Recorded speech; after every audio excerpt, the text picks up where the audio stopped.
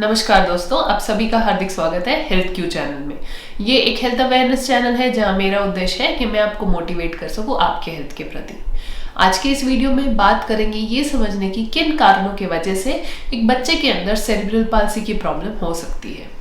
दोस्तों, ये वीडियोस बनाने का मेरा उद्देश्य ये है कि मैं आप पेरेंट्स को एजुकेट कर सकूं, आप लोगों को समझा सकूं सारे वो बेसिक्स जो आपको पता होने चाहिए आपके बेबी के कंडीशन रिलेटेड। अगर आप एजुकेटेड हो, इन्फॉर्म्ड हो बेसिस आपके बेबी के कंडीशन के बारे में, तो आपके लिए ये आसान हो जाएगा जब आप अपने डॉक्टर या हेल्थ के प्रोवाइडर के साथ कोई भी बात या कोई भी पॉइंट्स को डिस्कस करते हो। आपको भी लॉजिकली समझ आएगा कब कौन सी ट्रीटमेंट सही होती है, कौन सी ट्रीटमेंट लेनी चाहिए, कौन सी ट्रीटमेंट नहीं लेनी चाहिए, क्या हेल्पफुल है, क्या बेनिफिशियल है और क्या हार्मफुल है। इन सारी अंडरस्टैंडिंग का जो बेस है वो होता है एक better understanding about the condition itself. और ये जो एजुकेशनल सीरीज है वो इसी प्रॉब्लम को सॉल्व करने के लिए बनाई गई है। चलिए शुरू करते हैं। दोस्तों, सेरेब्रल पाल्सी को कहा जा सकता है एक कंडीशन जिसमें एबनॉर्मल डेवलपमेंट ऑफ ब्रेन होता है। स्पेशली ब्रेन की उन जगहों में एबनॉर्मल डेवलपमेंट होता है जो मूवमेंट्स कंट्रोल करती है। ये जो डैमेज होता है या तो बर्थ के पहले ही हो जाता है, या तो फिर ये ड्यूरिंग डिलीवरी प्रॉब्लम होती है, या तो ये बर्थ के बाद ये प्रॉब्लम होती है। अक्सर मैक्सिमम केसेस में सेरेब्रल पाल्सी जो होता है ये कंजेनाइटल होता है, यानी कि बर्थ के पहले ही डैमेज हो चुका होता है।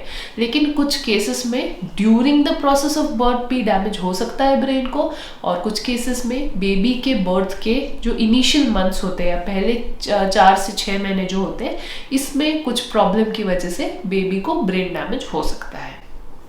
तो सबसे पहले चलिए बात करते हैं कंजेनाइटल कंडीशन के बारे में, यानी कि कंजेनाइटली यानी बर्थ के पहले ही बेबी को किस तरीके से ब्रेन डैमेज हो सकता है। तो पहला जो है वो है कंजेनाइटल मालफॉर्मेशन, यानी कि जो बेबी का जो ब्रेन है वो ठीक तरीके से डेवलप ही नहीं हुआ।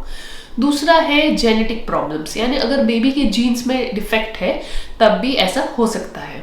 तीसरा है मैटरनल इन्फेक्शन या मैटरनल पैथोलॉजी, यानी कि मदर के बॉडी में इन्फेक्शन था अगर, या मदर को कोई प्रॉब्लम थी जैसे जॉन्डिस हो गया या हाई बीपी की प्रॉब्लम होगी, तो ऐसे प्रॉब्लम की वजह से भी सेरेब्रल पाल्सी हो सकती है। और जो नेक्स्ट है वो है फीटल इंजरी। लेकिन ये सारी चीजें में जो पैथोलॉजी होती है, यानी जो प्रोसेस जो अंदर होता है वो किस तरीके से होता है, इसे थोड़ा डीप में समझते हैं। तो चलिए समझते हैं कि इंटरनली किस तरीके के ये डैमेज हो सकते हैं। तो उसमें का पहला है damage to the white matter of the brain. दोस्तों, हमारे ब्रेन के अंदर एक व्हाइट कलर का फ्लूइड होता है जिसे व्हाइट मैटर कहते हैं, और इसका काम होता है जो एक लेफ्ट साइड का ब्रेन है तो वहां का सिग्नल या वहां की इंफॉर्मेशन राइट साइड में लाना, और या फिर राइट का लेफ्ट में, यानी बेसिकली मूवमेंट ट्रांसमिशन या इंफॉर्मेशन ट्रांसमिशन करना।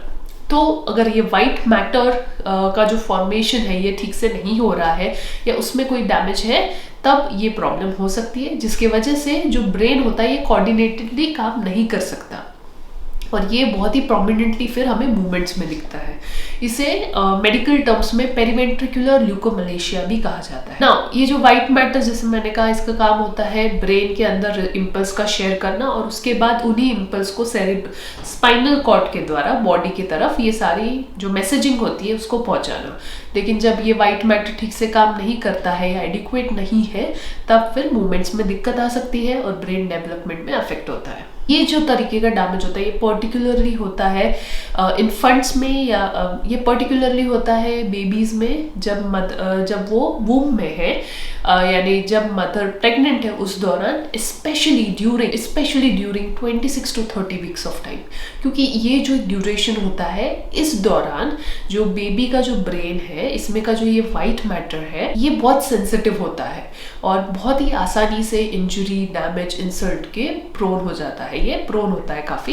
इसलिए अगर मदर को कोई प्रॉब्लम इस ड्यूरेशन में होती है बिटवीन 26 to 34 वीक्स, तो चांसेस है कि बेबी को ब्रेन डेवलपमेंट में प्रॉब्लम हो सकती है। जो दूसरा है वो है abnormal development of brain itself, यानी जब बच्चा मदर के गर्भ में या माँ के गर्भ में डेवलप हो रहा है तो ब्रेन पूरा सही से डेवलप नहीं होता है। ये यूजुअली होता है तब जब जीन्स में डिफेक्ट हो, या फिर जब मदर को कोई तरीके का इन्फेक्शन हुआ, या मदर को कोई ट्रॉमा होता है, अगर मदर के साथ कोई एक्सीडेंट हो जाता है, वो गिर जाती है, पेट के बल अगर गिर जाती है, तो अगर तब बच्चे को कोई डैमेज होता है तब it can lead to abnormal development of brain. इसके अलावा ब्लीडिंग इन ब्रेन, यानी बच्चे के ब्रेन के अंदर की जो आर्टरीज होती है इसमें अगर ब्लीडिंग हो जाता है, उसके अंदर कोई ब्लॉकेज हो जाता है, तब भी बच्चे को ब्रेन डेवलपमेंट में एबनॉर्मलिटी हो सकती है। ये ब्लीडिंग या ब्लॉकेज होता है या तो फिर अगर कोई ब्लड क्लॉट अगर है बच्चे में, या मदर को कोई हाई बीपी की प्रॉब्लम है ड्यूरिंग प्रेगनेंसी, या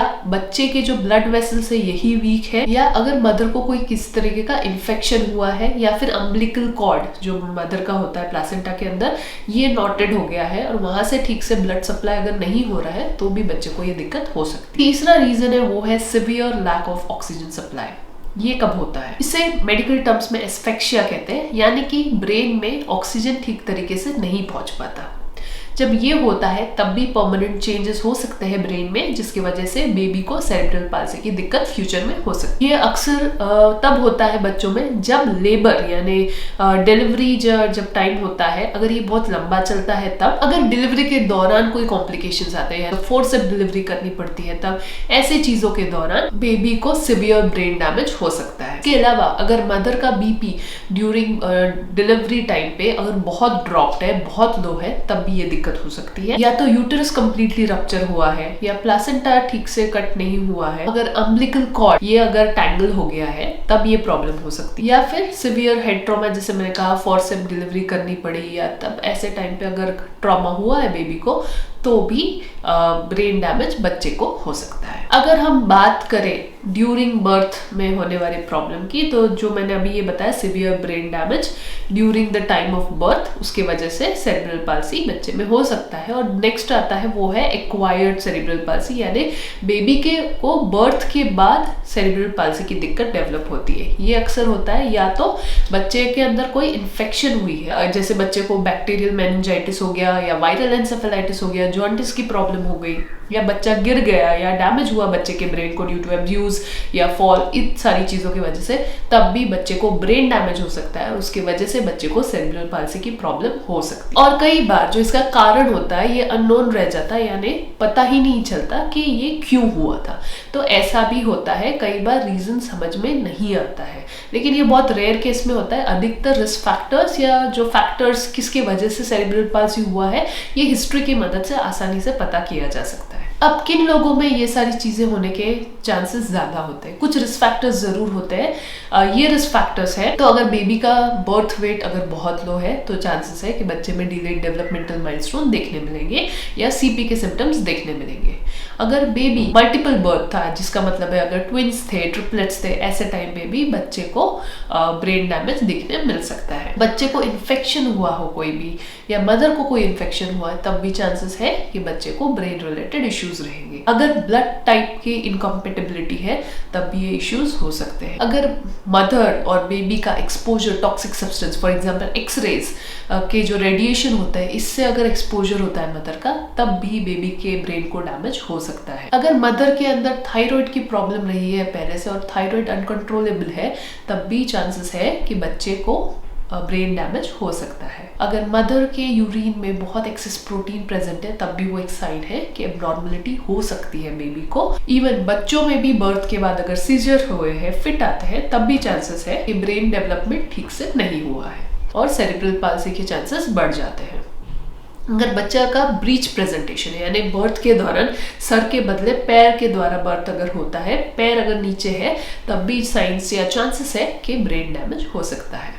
अगर कॉम्प्लिकेटेड लेबर है या कॉम्प्लिकेटेड डिलीवरी है, तब भी चांसेस है कि ब्रेन डैमेज हो सकता है। अगर बच्चा बहुत स्मॉल है या प्रीमेच्योरली बर्थ हुआ है, तब भी चांसेस है कि ब्रेन डैमेज हो सकता है। अगर बच्चे को जॉन्डिस हुआ हो, तब भी चांसेस है कि there could be a possibility of brain damage. और बच्चा बर्थ लेने के इमीडिएटली बाद अगर रोता नहीं है, अगर उसका हार्ट रेट बहुत ज़्यादा ड्रॉप्ड है, उसके रिफ्लेक्सेस नहीं प्रेजेंट है, अगर उसकी ब्रीदिंग बहुत शैलो है, बहुत कम है, तब भी चांसेस है कि उसको कुछ ब्रेन डेवलपमेंट इश्यूज हो सकते हैं। तो ये है कुछ रिस्क फैक्टर्स। तो दोस्तों ये थी एक छोटा सा वीडियो जहाँ मैंने कोशिश की आपको समझाने की कि सेरेब्रल पाल्सी क्यों होता है और किन किन फैक्टर्स या क्या क्या फैक्टर्स होते हैं जिसकी वजह से सेरेब्रल पाल्सी होने के चांसेस बढ़ जाते हैं। आने वाले वीडियो में मैं आपको और डिटेल में एक एक तरीके की जो सेरेब्रल पाल्सी है उसके बारे में बताऊंगी और धीरे धीरे हम उसके ट्रीटमेंट या मैनेजमेंट के बारे में भी बात करेंगे। तो आशा करती हूँ आपको ये सीरीज़ अच्छी लग रही है। अगर हाँ तो ज़रूर से इस वीडियो को लाइक कीजिए, शेयर कीजिए और सब्सक्राइब कीजिए। मैं आपको मिलूंगी अगले वीडियो में। धन्यवाद।